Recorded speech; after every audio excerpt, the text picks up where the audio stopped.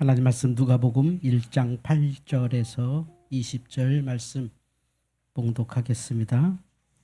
누가복음 1장 8절에서 20절입니다. 이 말씀 하나님께서 우리에게 주신 말씀입니다. 마침 사가랴가 그 반열의 차례대로 하나님 앞에서 제사장의 직무를 행할세 제사장의 전례를 따라 제비를 뽑아 주의 성전에 들어가 분향하고 모든 백성은 그 분향하는 시간에 밖에서 기도하더니 주의 사자가 그에게 나타나 향단 우편에 선지라. 사가랴가 보고 놀라며 무서워하니 천사가 그에게 이르되 사가랴여 무서워하지 말라. 너의 간구함이 들린지라. 내 아내 엘리사벳이 내게 아들을 낳아주리니 그 이름은 요한이라 하라. 너도 기뻐하고 즐거워할 것이요 많은 사람도 그의 태어남을 기뻐하리니 이는 그가 주 앞에 큰 자가 되며 포도주나 독한 술을 마시지 아니하며 모태로부터 성령의 충만함을 받아 이스라엘 자손을 주 곧 그들의 하나님께로 많이 돌아오게 하겠음이라. 그가 또 엘리야의 심령과 능력으로 주 앞에 먼저 와서 아버지의 마음을 자식에게 거스르는 자를 의인의 슬기에 돌아오게 하고 주를 위하여 세운 백성을 준비하리라. 사가랴가 천사에게 이르되 내가 이것을 어떻게 알리요? 내가 늙고 아내도 나이가 많으니이다. 천사가 대답하여 이르되 나는 하나님 앞에 서 있는 가브리엘이라. 이 좋은 소식을 전하여 내게 말하고 보내심을 받았노라. 보라, 이 일이 되기는 날까지 내가 말 못하는 자가 되어 능히 말을 못하리니 이는 내가 내 말을 믿지 아니함이거니와 때가 이르면 내 말이 이루어지리라 하더라. 아멘. 주여 감사합니다. 오랜만에 우리 찬양단 완전체가 하나님께 찬양을 드렸네요. 하나님께서 크게 은혜 받을 줄 믿습니다. 잘 몰라서 하는 말이겠지만 꼭 그 방송국에서 하는 음악을 듣는 느낌을 느껴요. 방송국에서 하는 유튜브에서 하는 음악을 우리 교회에서는 그냥 들을 수 있구나 라는 걸로 감사하다라는 생각을 듣고 저도 귀 호강을 좀 했습니다. 때가 이르면 내 말이 이루어지리라. 오늘 말씀의 제목인데요. 세례 요한이 어떻게 태어났고 그의 탄생이 도대체 이 성탄의 계절에 우리에게 주는 의미가 뭔가라는 생각을 좀 나눠보려고 합니다. 이제 보게 되신 저 사진은 헤롯 성전입니다. 이스라엘 사람들이 성전을 몇 차례 지어요. 솔로몬 성전, 그리고 스룹바벨 성전, 그리고 세 번째 성전이 저 헤롯 성전인데 제일 큰 성전이었습니다. 한 40년 정도 건축했으니까. 제가 가끔 그런 말 하죠. 성전 어떻게 생겼어요? 할 때 현대백화점 닮았다고 내가 맨날 그러잖아요. 그렇게 생겼습니다. 보시는 저 뜰 안에 우뚝 솟은 저 부분은 높진 않지만 조개가 이제 성막 같은 역할을 해서 저기서 제사장들이 들어가서 분향하고 일반인들은 밖에 그 뜰처럼 생긴 곳에서 기도하면서 기다리는데 저 안에서 이제 엄청난 일이 벌어지는 거죠. 그러니까 저기를 들어가기 위해서는 서로 안 들어가고 싶어 하니까 제비 뽑기로 들어갔습니다. 그러니까 우리가 이 예배를 참 어떻게 생각해야 되냐면 이 예배 드림이 하나님 앞에 하나님과 함께 예배한다고 하는 것에 대한 그냥 덤덤함보다는 어떤 그런 약간의 긴장 또 기대 좀 그런 게 좀 있었으면 좋겠어요. 여기 그냥 익숙한 교회에 익숙한 자리, 익숙한 사람들 만나서 또 한 번에 예배를 한다 이것보다도 이스라엘 사람들에게 경건은 항상 저렇게 두려움이죠. 경건은 두려움인데 무섭다 이게 아니라 어떤 알 수 없는 두려움. 내가 철저하게 예배를 위해 준비했지만 그래도 나는 여전히 모르는 두려움 속에서 하나님 앞에 나가죠. 그래서 이제 제사장들 가운데 이렇게 제비뽑기에서 이제 한 명이 들어가는 거예요. 들어가서 이제 이렇게 분향하는 거죠. 이게 왜 안 됩니다. 이렇게 분향하는 겁니다. 그 아까 그 우뚝 솟은 그 망루처럼 생긴 거 그 안에 들어가는 게 저렇게 생긴 거죠. 저 안에서 이렇게 향을 피우면서 이제 기도합니다. 그 기도하면서 이제 하나님께 백성들을 위해서 기도하고 또 자신을 위해서 기도하는 그런 시간을 갖는 거죠. 오늘 말씀에 누가복음 1장 8절에 이렇게 나오죠. 9절에 제사장의 전례를 따라 제비를 뽑아 주의 성전에 들어가 분향하고 모든 백성은 그 분향하는 시간에 밖에서 기도하더니, 아까 그림에서 저 우뚝 솟은 데 안에 지금 들어간 거예요. 그리고 밖에 뜰에서 백성들이 기다리는 거죠. 이렇게 여기서 분향을 이렇게 하시면서 이게 멀어서 그렇군요. 반대가 다 됐나 봐요. 자, 그럴 때 이제 누가 오셨습니다. 가브리엘입니다. 가브리엘. 청년이죠. 천사죠. 천사. 가브리엘이 사가랴 분향할 때 나타났습니다. 근데 이 가브리엘과 사가랴의 만남을 통해서 가브리엘이라는 것은 하나님의 소식, 좋은 소식을 전하는 천사다라는 뜻이거든요. 그러니까 가브리엘이 왔다는 거 하는 것은 그게 무엇이든 하나님께서 내게 좋은 소식을 전해 주신다라고 하는 거죠. 그런데 이렇게 경건하게 기도하고 경건하게 조심스럽게 하나님 앞에 분향하던 사가랴가 가브리엘을 만나면서 아주 상당히 무서워하죠. 그러면 경험해 본 적이 없는 일이니까 늘 그런 일이 있을 거라고 알고 있었고, 늘 우리가 눈에는 안 보이지만 그런 일은 늘 일어난다고 우리가 믿고 있는데도 불구하고 실제 이제 그게 눈에 보이게 나타나니까 막 소스라치게 놀라죠. 사가랴가 보고 놀라니까 천사가 말합니다. 무서워하지 말라. 너의 간구함이 들린지라. 할렐루야. 무서워하지 마라. 너의 간구함이 들렸다.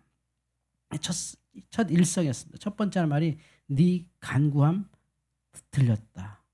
그러니까 우리가 평생 간구하잖아요. 기도하고 하잖아요. 그게 하나님께 이미 들린 내용입니다.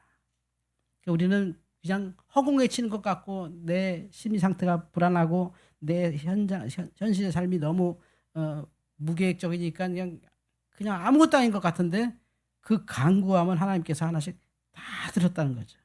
약간 코미디 같은 일이에요. 무슨 말이냐면 사가랴가 열심히 기도했는데, 당연히 기도했는데 그 간구함이 들린지라 했을 때 사가랴가 깜짝 놀라죠. 그러니까 이런 것 같아요.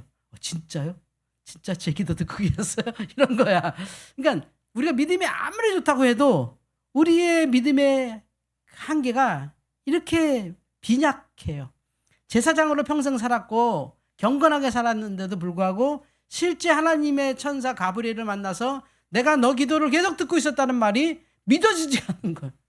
나는 그냥 제사장이어서 한 거고, 난 그냥 교회 다니는 사람이니까 그냥 아침 저녁으로 기도하고, 난 그냥 목사니까 그냥 교회 가면 또 기도하고 그냥 이렇게 일상적으로 하는데 그걸 다 들으셨다고요?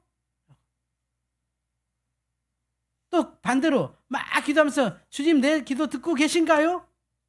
우리가 믿음을 가지고 계속 기도하면서 어떤 사람은 응답했는데 이게 하나님이 주신 응답인지, 정말 우리가 하나님께 큰 은총을 받아서 뭔가 은혜를 입었으면 이게 진짜 하나님이 준 건가? 막상 받으면 몰라요. 이게 그냥 때가 돼서 내게 된 거 아닐까? 나을 때 돼서 난 거 아닐까? 그냥 그동안 노력하니까 어떻게 그냥 소 뒷걸음질 치다가 쥐잡은 것처럼 뭐 하나 잘 된 거 아닐까?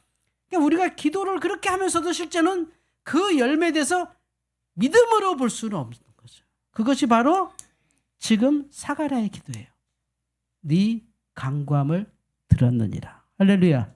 그거에 놀라는 거죠. 여러분의 어떤 기도도 하나님이 다 듣고 계시고 가장 좋은 방식으로 좀 이끌어 가시는데, 그것이 우리 삶에서 막 일어나는 거예요. 지금 내 속에서 아프다가도 안 아프기도 하고, 보고 싶은 사람이 갑자기 나타나기도 하고, 또 어떤 일이 또 좀 잘 되고, 이 모든 게 하나님이 내 간구 들으면서 계속 그 하나님의 간구의 은혜가 결과로 내 삶에 막 들어오는데, 내가 간구는 막 그렇게 하면서도 실제 내 삶에서 그런 거 일어났을 때 이거 내가 기도해서 이렇게 된 건가?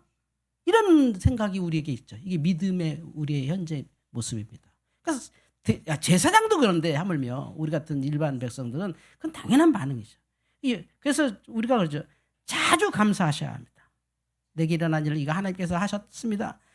아주 자주 감사해야 합니다 하는 이유가, 그게 바로 내 감사로 남아서 행복해지거든요.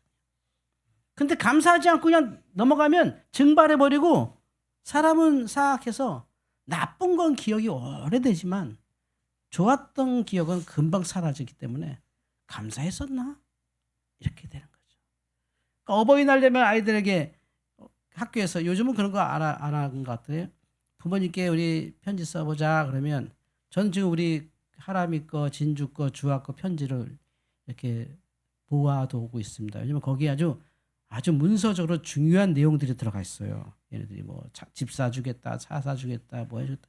구체적으로 써 있어도 이거를 안 버리고 있습니다. 얘네들 능력 때문에 이제 그걸 이제 공증서로 내용 증명서를 보내려고 빨리 차 갖고 와라.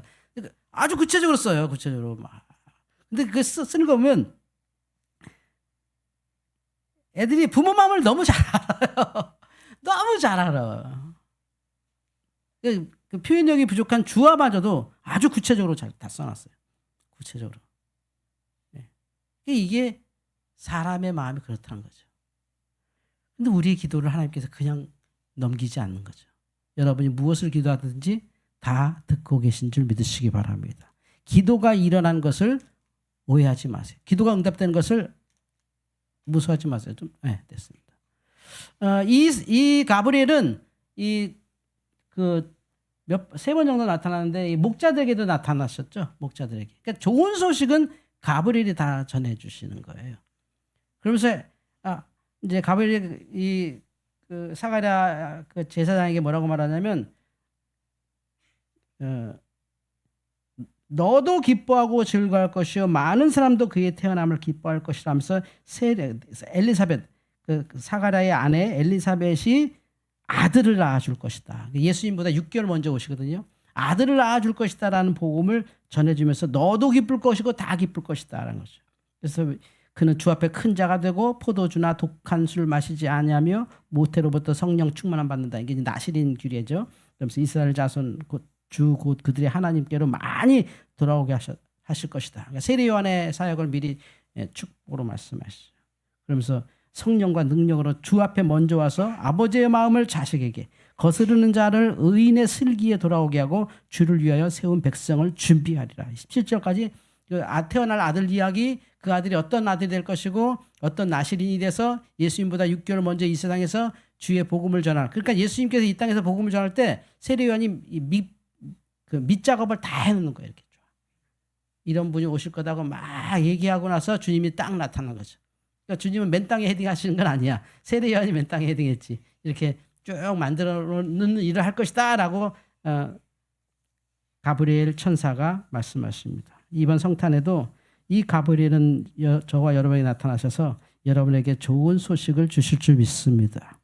그런데 18절에 반전이 일어나요. 다 같이 읽어볼까요? 18절 시작. 사가랴가 천사에게 이르되 내가 이것을 어떻게 알리요? 내가 늙고 아내도 나이가 많으니이다. 어디서 많이 본 것 같지 않아요? 이 얘기가. 어떤 내용 같으세요? 지금 읽은 18절 구약 성경에도 이런 말 많죠. 아브라함 때도 그랬고.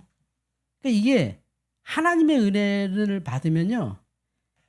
이게 내 거일 리가 없다고 생각이 돼요. 이게 내가 받을 게 아니고 그러니까 믿음이 없어서가 아니라 불신앙 이런 뜻보다도 하나님의 은혜는 우리의 믿음을 뛰어넘는 더 큰 것이기 때문에 그래요. 내가 어떤 것을 믿든 뭐 주님의 살아계심도 믿고 능력도 믿고 뭐 모든 걸 할 수 있다는 걸 다 믿는데 내가 생각한 것보다 더 크게 주님은 역사하세요. 그러니까 안 믿어지는 거예요.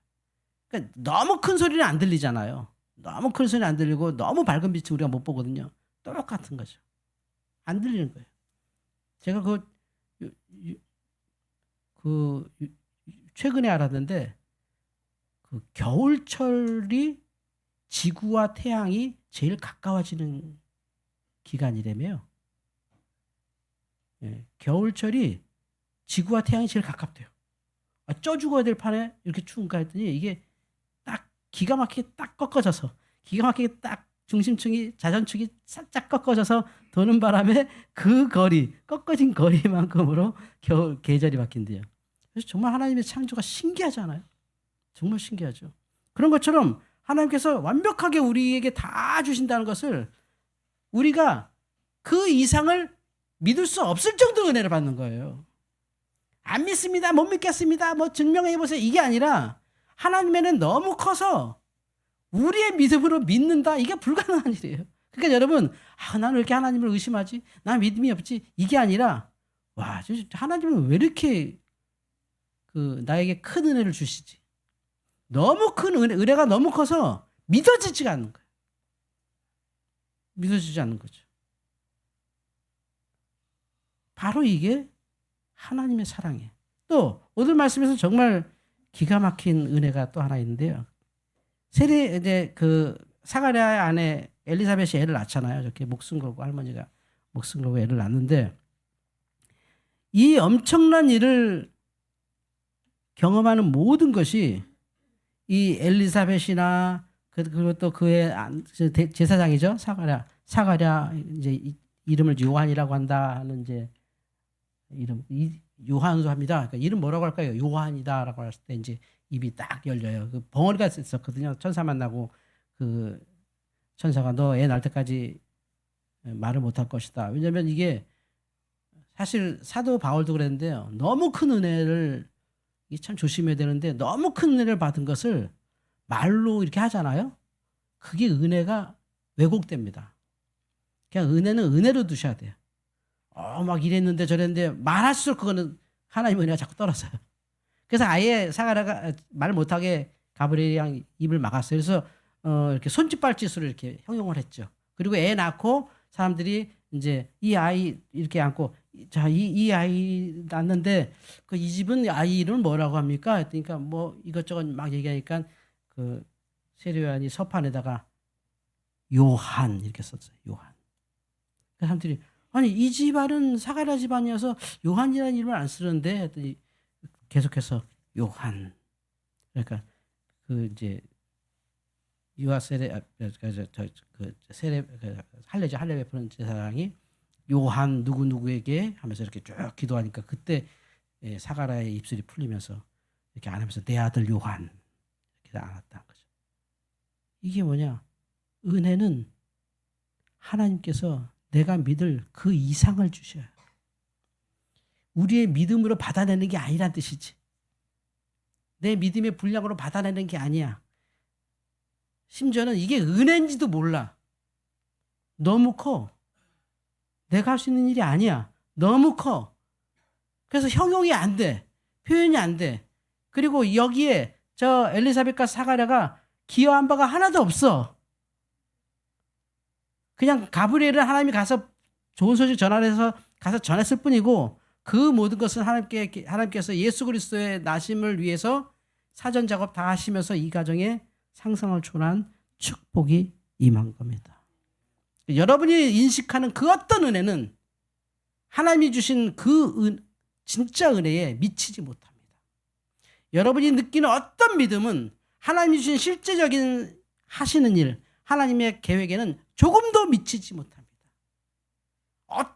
여러분이 마음껏 상상하시고 마음껏 이럴 수도 있다, 저럴 수 있다. 그 어떤 상상력도 하나님의 진짜 은혜에 미치지 못해서 우리가 안 믿어지는 것 같죠. 심지어 받았는데 이거 내 거 아닌데요? 내 거 아닌데요? 이럴 수 있어요. 이거 내 거 아닌 것 같은데? 이게 왜 나한테 왔지? 내 거 아닌데 누구 임자가 없어요? 이게 진짜 은혜. 그 은혜의 핵심에 성탄의 아기 예수님의 탄생이 있는 거죠. 거기에 아무도 누가 관여하지 않았고 아무도 기대하지 않았고 아무도 뭔가 준비하지 않은 상태에서 예수께서 그냥 이 땅에 오신다고 하신 것은 우리 각 사람이 무슨 하나님의 은혜를 받을 만한 삶을 어떻게 사는 것도 아니고 뭐 그거에 대해서 우리는 뭐 나름대로 믿음으로 한다고 주여 하지만 사실 하나님의 은혜가 내게 왔을 때는 내가 믿는 그 믿음, 내가 아는 그 은혜, 그 어떤 것보다 그 위에 계시기 때문에 우리 무감각하게 받을 수밖에 없다. 그러니까 내 삶의 신앙의 무감각함은 뭐냐? 하나님의 은혜가 내 생각보다 너무 큰다는 거죠. 무감각. 제가 지난주에 좀 이렇게 장염이 와서 좀 고생을 하면서 이제는 회복됐습니다만 그때 기도한 거 딱 하나예요. 하나님 정말 잠깐이라도 아무렇지 않게 해주세요. 이게 속에서 계속 울렁거리니까 사람이 못 살겠는 거예요. 계속 잠깐만이라도 아무렇지 않게 해주세요. 그때 깨달았죠. 여러분 진짜 멍하죠, 멍. 아무 생각 없으시죠? 그게 은혜예요, 은혜. 엄청난 은혜 속에 내가 있는 거예요. 완벽한 보호 속에 있는 거예요. 아무런 것도 못 느껴요. 중력도 못 느끼고 아픔도 못 느끼고 심지어 좋은 것도 못 느껴요. 그냥 그렇지 뭐. 그냥 그렇게 사는 거지. 또 내 삶을 사는 거지. 근데 그게 엄청납니다. 제가 최근에 그 식탐이 좀 생겼어요. 그래서 제가 한 4일을 못 먹었는데 이제 밥 먹기 시작하면서 이제 의사가 꼭꼭 씹어 천천히 물도 씹어 먹으라고 그러고 미음도 씹어 먹으라고 그러고 죽도 씹어 먹고 당연히 밥은 씹어 먹으라 해서 저 진짜 일단 사실 삼키기 싫었고 삼키면 또 아플 것 같아서 삼키기 싫어서 천천히 씹으면서 이렇게 먹었죠. 그래서 이제 났어요. 이게 위장이 다 나서 지금 뭐 어제는 진짜 뭐 삼겹살도 구워 먹었어요. 그 정도로 되게 좋아졌는데 그러면서 뭘 배웠냐면 씹는 것에 통해 나오는 진짜 음식 맛을 배워요. 제가 55세에 처음 알았습니다. 밥이 맛있다는 걸. 전에는 그냥 이렇게 절삭하고 그냥 삼키기 위해서 씹는 거였다면 지금은 소화시키려고 많이 씹는데 와 정말 입안에서 맛있는 나는 고기 육즙 그게 뭔지 몰랐어요. 그냥 고기 뭐 몇 번 탁탁탁 씹어서 삼키면 되지. 그럼 금방 배부르잖아요. 그게 아니라 삼겹살을 꽉꽉 씹는데 이게 진짜 대단한 거더라고요. 여러분 꼭꼭 씹는 거 이게 하나님의 은혜입니다. 아무렇지 않은 거. 내 어떤 믿음보다도 더 큰 하나님의 은혜였다는 걸 모르고 살았던 거예요. 이게 아침에 일어나니까 어때? 뭐 아파? 아무렇지 않아. 뭐 먹으면 넘어갈 것 같아? 뭐 먹고 싶은데 이게 어마어마한 축복이었구나. 이게 바로 가브리엘이 우리에게 주시는 그 기쁨의 소식이구나. 우리가 바라는 게 뭐 믿음으로 바라니까 어마어마한 것 같죠? 사실 아무것도 아니에요. 우리가 누리는 이 일상은 내가 바라는 뭐 지구의 평화, 세계의 평화, 무슨 뭐 어마어마한 물질을 주셔서 내가 하나님의 선교하겠습니다. 그것보다도 아무것도 아닌 거고 정말 진짜 하나님께서 어마어마하게 준 축복은 이 사가랴와 엘리사벳이 느꼈던 것처럼 이게 말이 돼? 우리가 어떻게 이 나이 든 사람들이 어떻게 임신할 것이고 어떻게 출산할 거야? 나 애 낳다 죽을지도 모르는데 한데 그거 너무 뛰어넘어가 버리는 거야. 그거를. 그게 성탄이라는 거죠. 그게 이 땅에 온 성찬의 의미예요. 어느 누구도 그것을 위해 준비할 수 없어요. 여러분이 하나님의 은혜를 받기 위해서 어떤 준비도 되지 않아요. 여러분이 마음에 막 내가 은혜 받기를 원합니다. 내게 은혜 주세요. 뭐 성령 주세요. 내가 정말 믿음 뜨겁게 살게 해주세요. 기도야 늘 하죠. 그런데 하나님의 은혜는 항상 그 위에 있기 때문에 실제 하나님의 은혜가 올 때는 어떻다? 무감각하다. 그러니까 여러분이 이 예배당 딱 들어보세요. 그냥 예배당이지 뭐 똑같이 성탄절 예쁘게 장식됐다. 이 정도의 차이. 오늘 꽃꽂이 너무 풍성하다. 와 색깔 너무 이쁘다. 이 정도의 감각만 있죠. 근데 실제 여기 앉아서 기도 딱 할 때는 무감각하죠. 그게 뭐냐면 하나님의 은혜가 너무 높아서 내가 무감각한 거예요. 근데 사실 그 안에 우리가 지금 성령께서 여러분 한 사람 한 사람 다 은혜 베푸시면서 완벽하게 이제 하모니를 이루고 지금 예배를 받고 계세요. 할렐루야. 근데 우리는 그 위에 계신 은혜를 못 느끼니까 그냥 늘 일상적으로 무감각한 거예요. 만약에 우리가 그걸 느낀다면 어떨까요? 다 심장마비로 죽죠. 하나님이 그걸 느끼게 해주지 않으세요. 감당 못해요. 다 쓰러져요. 예배가 진행이 안 될걸요. 그 은혜를 조금이라도 느끼면서 한다 그러면 마치 밖에서 보면 광신도들처럼 막 이상한 짓 할지도 몰라요. 그 은혜가 너무 커서. 그냥 너무 그가 무감각하게 있는 거예요. 태양이 너무 어마어마하니까, 공기가 너무 어마어마하니까, 중력이 너무 어마어마하니까 그냥 그런가 보다 하고 있는 것처럼 하나님의 은혜가 너무 어마어마하니까 실제 그 은혜를 받는 사가랴도 엘리사벳도 하다가 말도 못하고 사가랴가 말도 못하고 하다가 10달 살고 이렇게 아기를 맞이하면서 입이 트인 거죠. 이게 은혜다. 진짜 은혜는 내 그 어떤 믿음보다 위에 있고 진짜 은혜는 무감각하다. 그 무감각함은 내가 은혜 속에 있다는 뜻이다. 은혜 밖에 있다면 무감각하지 않아요. 비판을 하거나 괴로워하거나 거부하거나 이렇게 되죠. 은혜 밖에 있으니까. 대상이 되니까. 나의 대상이 되니까. 근데 그 은혜 안에 있으면 너무 커서 무감각하다. 어떤 감각도 안 느껴져요. 그건 감각 이상의 세상이니까. 그래서 제일 행복한 건 그냥 일상. 내가 오늘 또 밥을 먹었네? 아, 오늘 좀 피곤하네? 이거 정말 축복인 거예요. 아, 오늘 조금 좋다. 너무 큰 축복인 거예요. 아, 오늘 좀 재미없었어. 너무 큰 축복이에요. 그런 일상들. 내가 느끼는 쾌락의 기쁨이 아니라 내가 느끼지 못하는 은혜가 행복이죠. 그래서 행복한 사람은 행복하다고 말하지 않죠. 불행 중에 잠깐 행복했던 사람들이 행복하다 그러죠. 정말 행복한 사람은 그냥 그래요. 그냥 그런 거지. 아, 좋아 죽겠어. 그건 아주 자극적인 짧은 시간이고 진짜 긴 생을 살면서 살다 보니까 그냥 이렇게 됐어라는 것은 그만큼 하나님께서 어마어마하게 이렇게 우리를 보호해 주셨고 좋은 소식으로 날마다 덧입혀 주신 줄 믿습니다. 때가 이르면 내 말이 이루어지리라. 그 전까지는 우리는 못 느낀다. 그런가 보다. 그렇다더라. 때가 이르면 내 말이 이루어지리라. 바로 여러분의 삶에서 이런 은혜가 있음을 믿으시고 혹 내가 무감각하다고 내가 무섭다고 내가 믿음이 없다는 게 아니라 은혜가 컸구나.